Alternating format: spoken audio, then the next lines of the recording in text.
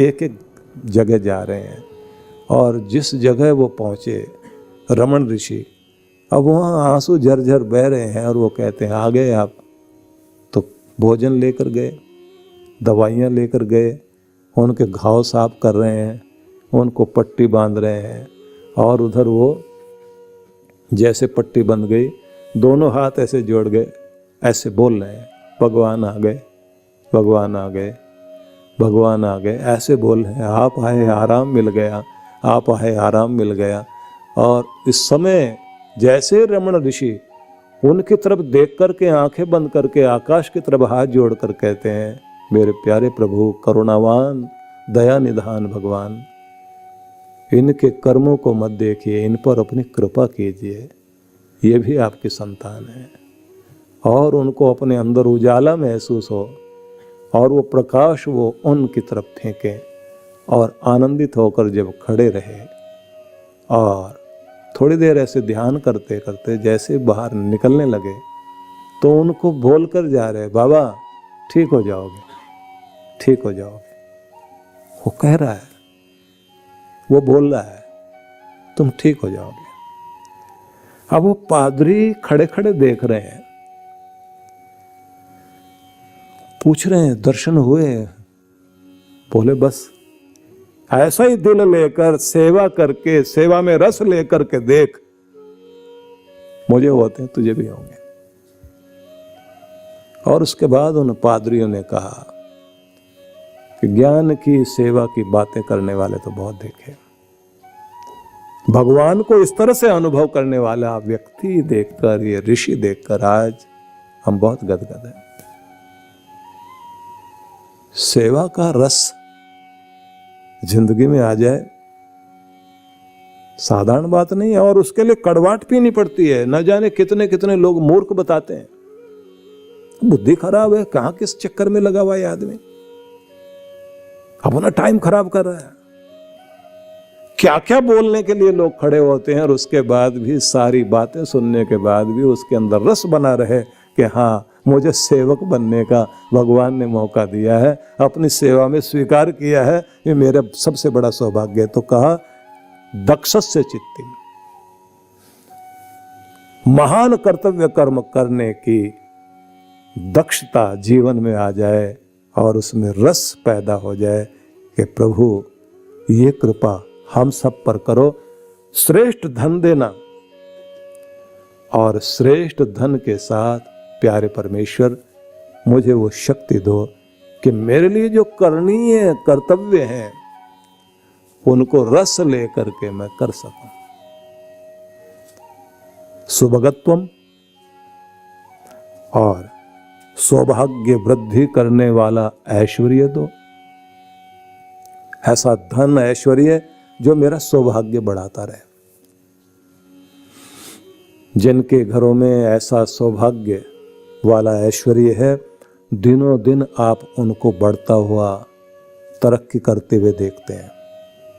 और जिनके पास ऐसा कुछ होता है तो उनकी एक बड़ी खासियत होती है, भगवान ने दे रखा है तो आगे सेवा करने की भावना, सहयोग करने की भावना होती है। कुछ लोगों को देखा है जो सदा व्रत करते हैं,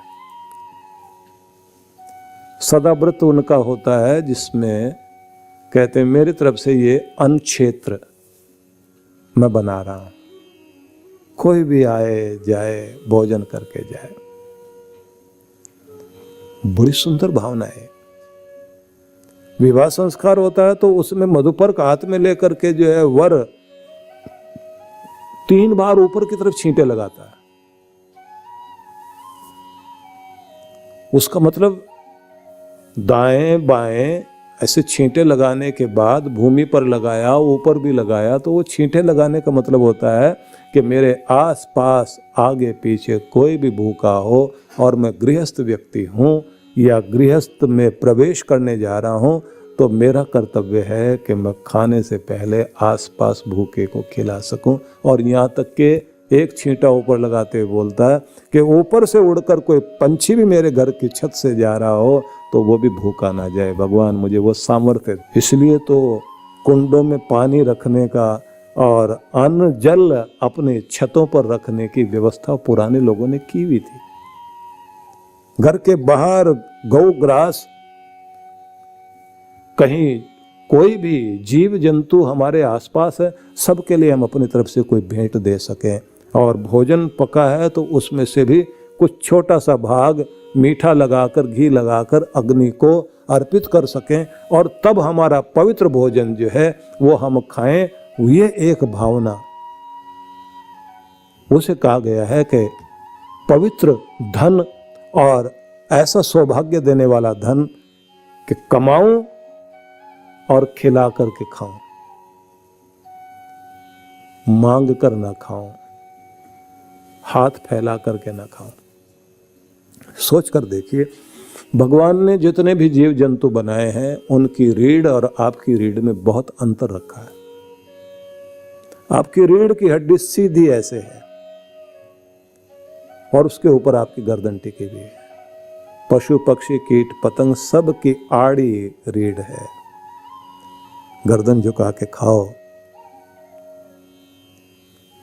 इसको कहा है इंसान को, गर्दन उठा के खा, अपनी कमाई, अपनी मेहनत, सीधी गर्दन रखकर। जिसने मांगना होता ना, देना साहब देना, गर्दन झुक गई ना, आपके भरोसे हैं साहब, आप कृपा करोगे तो सब, गर्दन झुक गई। और देने वाला सीधी गर्दन है, हाथ ऐसे बढ़ रहा है। तो सीधी गर्दन रख करके खाओ और अपनी मेहनत की कमाई, सौभाग्य बढ़े। आपके पास आया है तो आसपास कोई भी अगर जरूरतमंद है, उसको दे सकने का सामर्थ्य आपके पास अगर है, तो इसी को महान सौभाग्य कहा जाता है कि भगवान मुझे ऐसा सौभाग्य दो कि मुझे देने में कभी जीवन में कमी ना आए। पोषम रयिणाम, पोष पुष्टि, रयिणाम, रई मतलब धन, वो धन दीजिए जिससे मैं फल फूल जाऊं, वो नहीं कि जिससे कुमला जाऊं। वो धन नहीं चाहिए जो मुझे बीमारियां दे, वो धन नहीं चाहिए जो मेरे और मेरे बच्चों में ऐब लगा दे, व्यसन लगाए, गलत दिशा में बच्चे जाने लग जाएं। मुझे वो धन मत देना। वो धन दो कि मैं भी, मेरी भी सुबुद्धि रहे और मेरे बच्चों की भी सुबुद्धि रहे, जिससे पाकर मैं फलों फूलों खुशहाल हो जाऊं। कहते हैं माला माल होने से ज्यादा निहाल होना जरूरी है। कुछ लोग माला माल होने के बाद भी बेहाल हैं, क्योंकि उनके जीवन में अशांति और दुख और पीड़ा ज्यादा है। अगला शब्द देखिए, अरिष्टिम तनु नाम। अरिष्टि का अर्थ होता है स्वास्थ्य, निरोगता। शरीर निरोग रहे, ये भी आशीर्वाद दो। बड़ी बात है ये, इसे सबसे बड़ा ऐश्वर्य माना गया है। अच्छी सेहत आदमी के लिए कहा जाता है ना कि सबसे पहले आरोग्य, उसके बाद सौभाग्य, उसके बाद परम सुख, उसके बाद उसका सुदर्शन व्यक्तित्व, और उसके बाद कहा जाता है उसको सफलताएं, मतलब जीतना, विजय प्राप्त करना, यश प्राप्त करना। और फिर कहते हैं निर्वैर प्रेम संबंध व्यक्ति के हों। तो इसी को आप लोग पाठ करते हैं, देहि सौभाग्यम आरोग्यम, देहि में परमम सुखम, रूपम देहि, जयम देहि, यशो देहि, दिशो जयी। तो अगला शब्द एक और है, स्वादमानम वाचः। तो स्वादमानम को अर्थ करें तो स्वादमानम मतलब स्वादिष्ट, वाच मतलब वाणी। मेरी वाणी स्वादिष्ट बनाओ। अब ये शब्द बड़ा अद्भुत है। मतलब ये है प्रियता से, आकर्षण से भरपूर वाणी और व्यवहार। ये संपदा भी मुझे दो भगवान। सफलता के लिए ये ध्यान रख लेना कि व्यक्ति की सफलता में 40% भाग उसके व्यवहार का भी है। इसलिए पीआर, पब्लिक रिलेशन, लोक व्यवहार, इस पर विदेशी लोगों ने सबसे ज्यादा काम किया। डेल कार्नेगी की पुस्तक आप पढ़ेंगे तो उन्होंने लोक व्यवहार पर जितना अच्छा लिखा, 2 ही पुस्तक उनकी ज़्यादा प्रसिद्ध हुई। एक वो चिंता छोड़ो और सुख से जियो, और एक लोक व्यवहार, हिंदी वालों के लिए। इंग्लिश में, वैसे तो उन्होंने लिखा इंग्लिश में ही है, लेकिन जो हिंदी भाषी लोग हैं उनके लिए ये 2 शब्द मैंने आपको बताए। इसे आप देखें तो आप खुद पसंद करेंगे कि किस तरह से उस व्यक्ति ने आज से इतने साल पहले, मुझे लगता है 100 के लगभग तो साल हो गए होंगे, लेकिन वो आज भी प्रासंगिक है कि व्यवहार कितनी बड़ी चीज है। उसके बाद एक अगला शब्द और है, सुदिनत्वम अन्हाम। हर दिन सुदिन बन जाए। शुरू से देखिए कि क्या मांगा गया, भगवान श्रेष्ठ धन दीजिए, कर्तव्य कर्मों का वह ज्ञान दें कि जिन्हें समझ हो हमें कि ये मेरे लिए करणीय कार्य है, मेरे कर्तव्य हैं, और उन्हें करने की वह शक्ति जो उत्साह पैदा कर दे। मतलब सेवा हो या बड़े महान कार्य हो, अच्छा करने का उत्साह, अच्छा करने का रस, अच्छा करने के भावना अंदर में बनी रहे। इसे भी एक समृद्धि माना गया है कि कोई व्यक्ति अपने घर परिवार में रहते हुए अपनी तिजोरी भरने के साथ साथ में अपने पूर्वजों का मान सम्मान इतना बढ़ा दे कि लोग कहते हैं ये खानदान है सेवा वालों का, धनियों का, गुणियों का। बहुत बड़ी सेवा इनके घर से हमेशा होती रही है, कीर्ति फैलती व्यक्ति की। और किसी का नाना और किसी का दादा, कोई न कोई एक पूरी पीढ़ी में एक व्यक्ति का नाम चला करता है कि इनके यहाँ एक व्यक्ति थे जिनकी सेवाएं दूर तक दिखाई देती हैं, कि महान व्यक्ति हुए इनके घर में। किसी घर में कोई ऐसा महान व्यक्ति होता है, उसका बहुत बड़ा प्रभाव होता है और पीढ़ियों तक ये प्रभाव जाता है। तो भगवान हमें श्रेष्ठ धन दें, महान कर्तव्य कर्म करने का ज्ञान, सुभगत्वम और सौभाग्य वृद्धि करने वाला ऐश्वर्य, पोषम रयिणाम और पुष्टि वर्धन करने वाला धन, अरिष्टिम तनुनाम और शरीरों का स्वास्थ्य, स्वादमान वाचा, स्वादिष्ट वाणी। मतलब जो व्यवहार है वो आकर्षण से भरा हुआ और वाणी हो मीठी। देखिए, धोखा देने वाले लोगों की भी वाणी बहुत मीठी होती है। एक सुंदर बात कही जाती है कि वे जो कड़वा बोलते हैं लेकिन दिल में कड़वाहट नहीं होती, वो आपके अपने सगे संबंधी, पिता हो सकते हैं, माँ हो सकती है, बड़ा भाई हो सकता है, मित्र हो सकता है। कड़वा बोल देता है आपको लेकिन दिल में कड़वाहट नहीं होती। वो आपकी जिंदगी की कड़वाहट को दूर करने के लिए आपसे कड़वे होकर बोल देते हैं। उनसे दूर मत चले जाना। और जो दिलों में कड़वाहट और खोट लेकर आपसे मीठा बोलते हैं और आपको पसंद आते हैं, उनके इतने नजदीक मत चले जाना कि वो तुम्हें ठग लें और तुम्हारी जिंदगी में दुख और अंधेरा छोड़ दें। ये सावधानी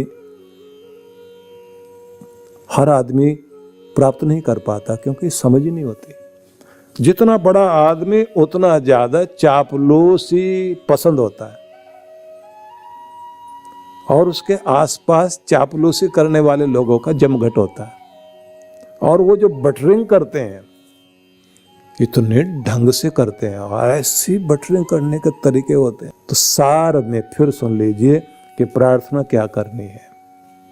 ऐश्वर्यशाली परमेश्वर, श्रेष्ठ धन दो, महान कर्तव्य कर्म करने का रस प्रदान करो, सौभाग्य वृद्धि करने वाला ऐश्वर्य दो, और ऐसा धन जो हमें, जिससे हमें पुष्टि मिले, फले फूले, हमारे शरीर को स्वस्थ निरोग करना भगवान, और वाणी और व्यवहार इतना आकर्षण से भरा हुआ हो कि हम सबको अपना बना सकें, प्रिय पात्र बन सकें। और आखिरी शब्द बड़ा अद्भुत है, सुदिनत्वम अन्नाम, हर दिन को सुदिन बना देना। मेरा हर दिन सौभाग्य वाला दिन हो। मेरी प्रार्थना को मेरे प्यारे ईश्वर स्वीकार करना। ये हर दिन सुबह सुबह प्रार्थना करनी चाहिए। इसके बाद में अब आगे हम प्रार्थना करेंगे या संदेश सुनेंगे, जहां देवी भागवत में ये कहा गया है कि कब भाग्य सहायता करेगा। और ये पर्व का जो समय चल रहा है, सुख समृद्धि और अनेक प्रकार की प्रसन्नता खुशहाली प्राप्त करने के लिए, ऐसे समय में इस सत्संग को सुनने के लिए आप लोगों को घर बैठे व्यवस्था की गई कि आप अपने घर में वहीं पर बैठे बैठे सत्संग का श्रवण, दर्शन कर सकते हैं और संदेश ले सकते हैं। आनंद की बात यह भी है कि आप सुविधा के अनुसार कर सकते हैं। कोई अधिक आपको कुछ करना नहीं पड़ता, केवल आपको बैठकर देखना है और सुनना है। बहुत मन में सबके ये भाव आता है कि इन दिनों हम लक्ष्मी प्राप्ति के लिए और लक्ष्मी की अनुकूलता के लिए क्या करें। कल हमने आपको एक मंत्र के संबंध में बताया था। प्रत्येक व्यक्ति के पास में यदि कमल गट्टे की माला हो, उसके द्वारा आप लक्ष्मी मंत्र का, श्री मंत्र का जाप करें तो यह आपके लिए बहुत ही अनुकूल रहेगा। मंत्र ओम श्रीम ह्रीम श्रीम कमले कमलालये प्रसीद प्रसीद श्रीम ह्रीम ओम महालक्ष्म्यै नमः। इसको आप जाप कीजिए, या केवल मात्र ओम श्रीम श्रीयै नमः स्वाहा। आप लोग सभी जानते हैं कि प्रत्येक व्यक्ति के नाम के साथ भारतीय परंपरा में श्री लगाने की एक विधि या विधा, एक शैली प्रचलित है।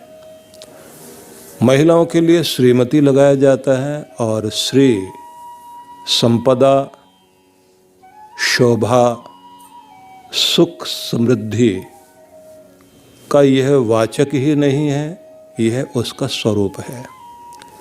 इसलिए जब आप कमलगट्टे की माला लेकर ओम श्रीम श्रीयै नमः स्वाहा यह जाप करते हैं, या फिर ओम श्रीम ह्रीम श्रीम कमले कमलालये प्रसीद प्रसीद श्रीम ह्रीम ओम महालक्ष्म्यै नमः, इसको आप जाप करें।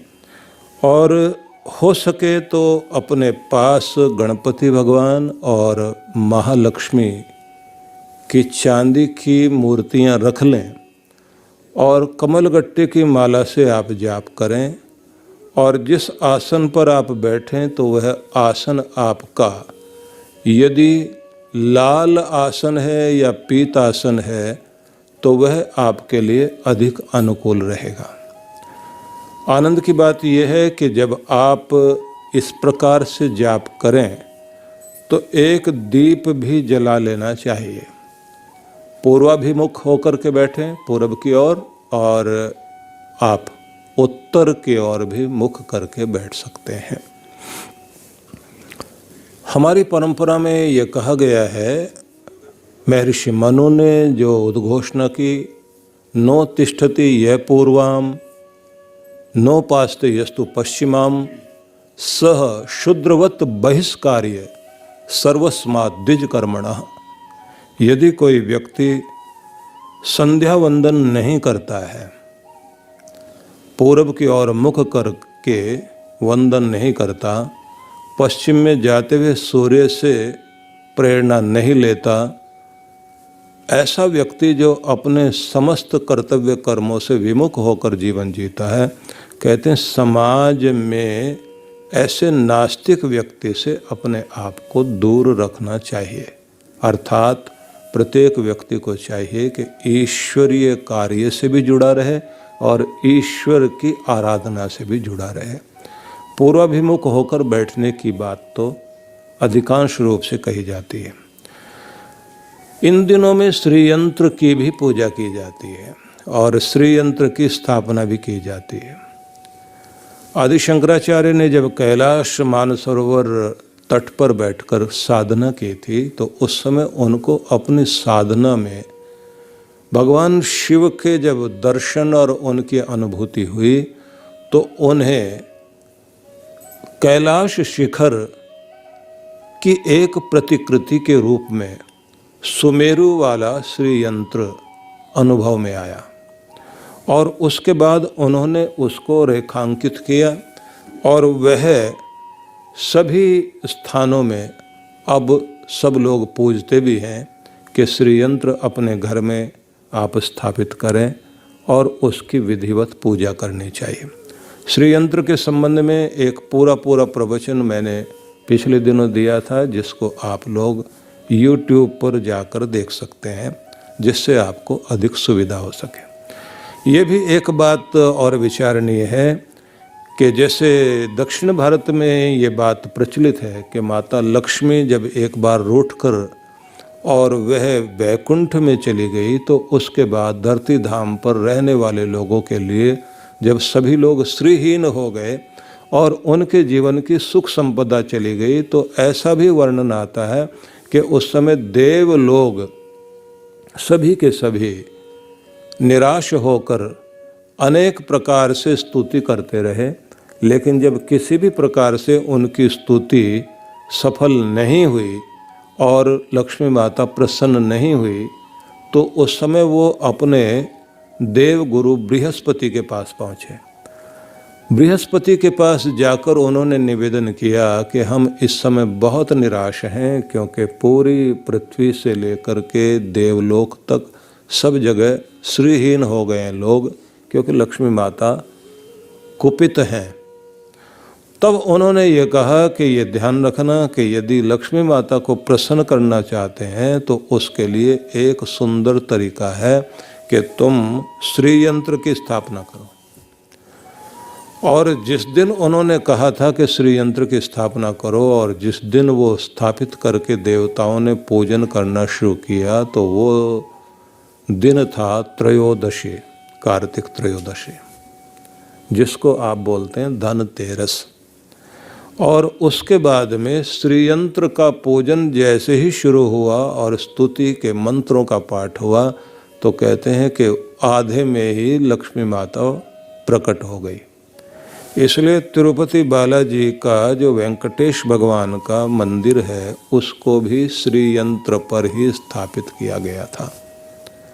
कुल मिलाकर सार में मैं आपको ये कहना चाहता हूँ कि हमारे नाम के आगे श्री लगता है, महिलाओं के नाम के आगे श्रीमती और कुमारी कन्याओं के आगे सुश्री लगाने की परंपरा है।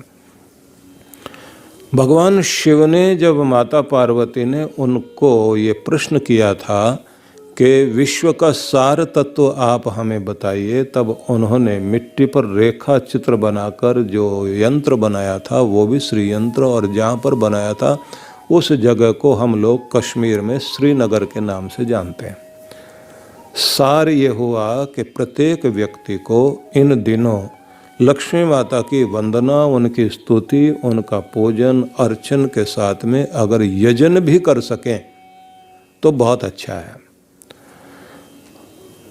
तो जैसे मैंने आपसे कहा कि ये तो हुई विधि की बात, अब हम थोड़ा उस तरह से भी सोच लें, क्योंकि कल तो मैंने आपको वैदिक मंत्र के माध्यम से बताया था कि वेदों के जो मंत्र हैं वो बहुत ही अद्भुत मंत्र हैं, और वैदिक मंत्र के माध्यम से जब आप ठीक ढंग से पाठ करते हैं तो उस समय में हमें अष्टलक्ष्मी का, जो महालक्ष्मी का रूप है, उसकी समस्त कृपा हमें प्राप्त होती है। अब हम चलते हैं उस तरफ। देवी भागवत महापुराण में ये दर्शाया गया है कि कब लक्ष्मी रीझती है और कब आपके जीवन में सफलताएं आती हैं। पिछले दिनों जैसे आपको ये बताया गया था कि जब व्यक्ति जीवन में सफल होता है तो सफल होने का परिणाम क्या होता है कि उसकी मनोकामना या उसकी इच्छित वस्तु जब उसे प्राप्त होने लग जाती है तो अपने जीवन में एक आत्मविश्वास बनता है, और सफल लोग फिर सफल लोगों के बीच ही जाकर बैठते हैं। सफलता सफल लोगों के बीच बैठाती है और सफलता की प्रेरणा देती है, दूर वालों को नजदीक कर देती है। जो कभी आपसे दूर भागते थे वो भी नजदीक आ जाते हैं, नए नए आइडिया आ जाते हैं। सफलता आपके सारे दोषों को छिपा देती है, आपके गुणों को बाहर ले आती है। जब सफलता आती है तब आपको हर दिन ऊंचा उठने का मन में चाव जागता है। इसलिए सफलता हम अपने प्रयास से, प्रयत्नों से जीवन में लाएं, ये तो हम सबका कर्तव्य है, लेकिन उससे भी अधिक हमारा कर्तव्य इस बात पर भी बनता है कि कर्म के साथ कृपा भी जीवन में रहे, क्योंकि जब वो कृपा रूठ जाती है, व्यक्ति वही होता है, बुद्धि वही है, शक्तियाँ भी वही हैं, लेकिन व्यक्ति के जीवन की सारी सफलताएं विफलता में बदल जाती हैं। इसलिए आपने देखा होगा कितने सारे ऐसे लोग हैं जो बहुत सफल थे, सुसमृद्ध थे, ऊंचे उठे हुए थे, लेकिन एकाएक उनके जीवन में ऐसा डाउनफॉल या ऐसा पतन हुआ कि उनके जीवन में कुछ भी ऐसी चीज़ नहीं रह गई जिसके आधार पर वो बेचारे तन कर खड़े हो सके।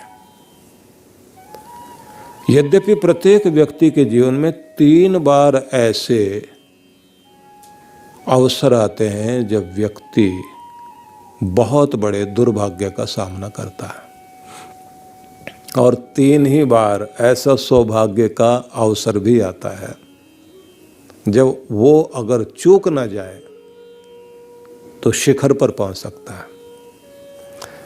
पर ये ध्यान रख लेना कि अवसर भगवान देता है, क्योंकि कहा जाता है कि भगवान किसी के भी हाथ में लाकर सीधे सीधे न चेक पकड़ाता न कैश पकड़ाता, अवसर देता है, चांस देता है। जब आपको अवसर मिले, अगर आप उसके लिए पहले से तैयार हैं तो वह अवसर आपको शिखर पर पहुंचा देते हैं, और अगर आपको अवसर मिला और आप उसके लिए तैयार नहीं थे तो बाद में सिर्फ पश्चाताप के कुछ भी नहीं बचता। लोग यही कहते हैं, मौका तो बहुत अच्छा था पर उस समय मैं कर नहीं पाया, अपने आलस्य के कारण, लापरवाही के कारण, ना समझ पाने के कारण, या फिर ऐसे भी अवसर होते हैं कि जब व्यक्ति ना तो तैयार होता है, ना समझ पाता, या फिर ये सोचता है ये तो ऐसे तो मौके आते ही रहते हैं। इसलिए ध्यान रखिए, आपका कि ट्रेन कब आ जाए, आपको प्लेटफार्म पर तैयार बैठे रहना चाहिए और सावधान ढंग से बैठे रहना चाहिए। नहीं तो ट्रेन आएगी और कब निकल जाए आपको पता भी नहीं लगेगा। आप खाने पीने में मस्त रहे, टीवी देखने में लग गए, किसी से बात करने में लग गए, या कहीं और चले गए। तो उस समय के लिए सावधान रहना चाहिए। क्या करना चाहिए? अब मैं देवी भागवत महापुराण के कुछ 6 बात बताना चाहता हूँ, जिसमें ये कहा उद्यमम साहसम धैर्यम बुद्धि शक्ति पराक्रमः षडेते यत्र वर्तन्ते तत्र दैव सहायकृत। यहाँ दैव शब्द भाग्य का अर्थ रखता है, लेकिन कुछ लोगों ने इसको तत्र देवी सहायकृत भी कर दिया। कुछ ने उसका अर्थ या पाठांतर कर दिया तत्र देव सहायकृत। देवता तब सहायता करते हैं, या भाग्य तब सहायता करते हैं, या भगवती की कृपा तब होती है। सीधा अर्थ यही हो गया कि भगवान की या भगवती की, महालक्ष्मी की कृपा तब होती है जब व्यक्ति के जीवन में 6 गुण होने चाहिए। सबसे पहली बात कही गई है उद्यमम। उद्यमम अर्थात आपको उद्योगी होना चाहिए, परिश्रमी होना चाहिए। परिश्रम भी सही दिशा में, सही योजना के अनुसार, सही ढंग से सुविचारित योजना के अनुसार अगर आप परिश्रम करते हैं तो वो योजना आपको बहुत आगे लेकर जाती है। बिना योजना के आप कुछ भी मेहनत करते हैं, वो परिश्रम आपका निरर्थक है। इधर उधर बंदरों की तरह दौड़ते उछलते कूदते रहने वाले लोगों को कभी भी सफलता नहीं मिलती। इस बात को इस तरह से ध्यान में रख लें। जैसे बहुत पहले मैंने एक उदाहरण दिया था अपने प्रवचनों में। विदेश में वाशिंगटन में रहने वाले एक व्यक्ति की बड़ी विशेषता ये थी कि वो अपने घर में बैठकर हर दिन वायलिन की प्रैक्टिस करता था और उसमें रस लेता था। जैसे कल हम लोग चर्चा कर रहे थे कि भगवान हमारे ऊपर ये कृपा करे कि हमें भजन करने में, सेवा करने में, सत्कर्म करने में रस आए। बड़ी बात होती है कि आप भक्ति में बैठे और भक्ति करने में रस आए, आपको रुचि लगे, आनंद मिले और आप चाव से जाकर, खुशी से जाकर के भक्ति के आसन पर बैठने के लिए उत्सुक हो सकें और जितनी देर बैठ जाएं उतनी देर आनंदित हों, लगे कि बहुत आनंद आया।